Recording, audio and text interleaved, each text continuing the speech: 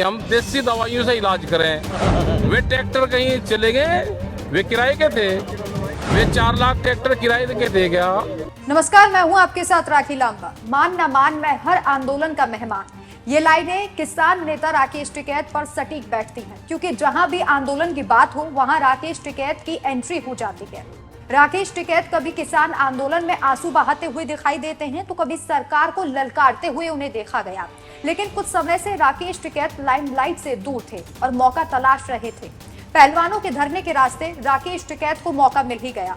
पहलवानों का धरना कैसे राजनीतिक भेंट चढ़ता जा रहा है वो आपने देखा। आंदोलन जीवी लगातार वहां पर पहुंच रहे हैं और सहानुभूति दे रहे हैं।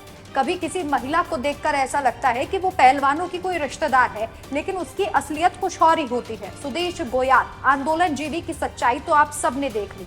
अब एक बार फिर से राकेश टिकैत भी जंतर मंतर पहुंचे। यहाँ वो पहलवान बेटियों के हक में आवाज उठाने के लिए पहुंचे थे।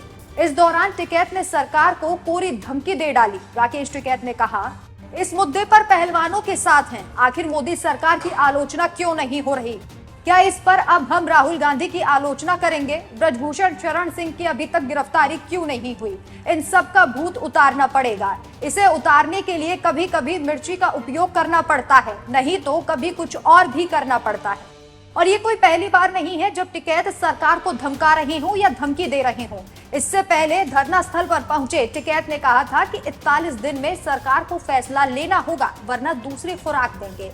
यहाँ तक कि किसान आंदोलन की तरह ट्रैक्टर दिल्ली में उतारने की भी बात उन्होंने कही थी। क्या कहा था उन्होंने, आप खुद सुनिए। आप यहाँ से दिखाते रहो, यो गिरफ्तारी हो जाएगी, 10-15 दिन में हो जाएगा, सारा काम हो जाएगा। 41 दिन का कोर्स है हमारा। पहला जो टैबलेट है वो 41 दिन की हमारे पास में, क्योंकि चीरा फाड़ी वाला नहीं, हम देसी दवाइयों से इलाज करें। उसका पहली जो टैबलेट है वो 41 दिन की है, तो अभी 31 दिन हो रहे हैं। तो फिर उसके बाद में दूसरी टैबलेट बदलेंगे अगर उससे आराम नहीं होगा। लेकिन हमें उम्मीद है कि पहली खुराक में आराम हो जाएगा। दूसरा बता देंगे, अभी तो टाइम है, बता देंगे। अरे क्या करेंगे हम? वे ट्रैक्टर कहीं चले गए, वे किराए के थे, वे 4 लाख ट्रैक्टर किराए के दे गया। और इसके बाद पहलवान बजरंग पुनिया ने भी जंतर मंतर पर ट्रैक्टर लाने का आह्वान किया था। सुने। जरूरत है सारे देश की, आज आप लोग सभी दिल्ली आ जाइए।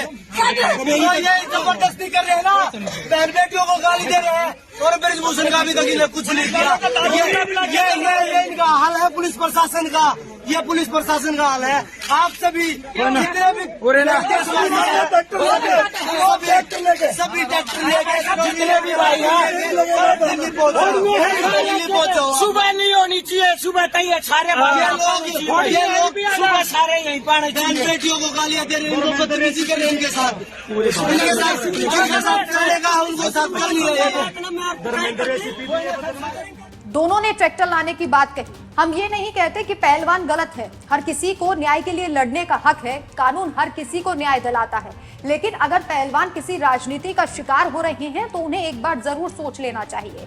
फिलहाल किसान संगठन दिल्ली के जंतर मंतर पहुंच गए हैं, इसलिए बॉर्डर्स पर पुलिस की चौकसी भी बढ़ा दी गई। सीसीटीवी से चप्पे चप्पे पर नजर रखी जा रही है। कुछ लोग लाइमलाइट में आने के लिए वहां पहुंच रहे हैं, तो कुछ राजनेता मौके का फायदा उठा 2024 के लिए अपनी पिच तैयार कर रहे हैं, क्योंकि ऐसे आंदोलन अक्सर सरकार के लिए गले की फांस बनते हैं। वहीं दूसरी तरफ ब्रजभूषण शरण सिंह कह चुके हैं कि उनके ऊपर लगे तमाम आरोप गलत हैं। अगर एक भी आरोप सही सिद्ध होता है तो वो फांसी पर लटकने के लिए तैयार है।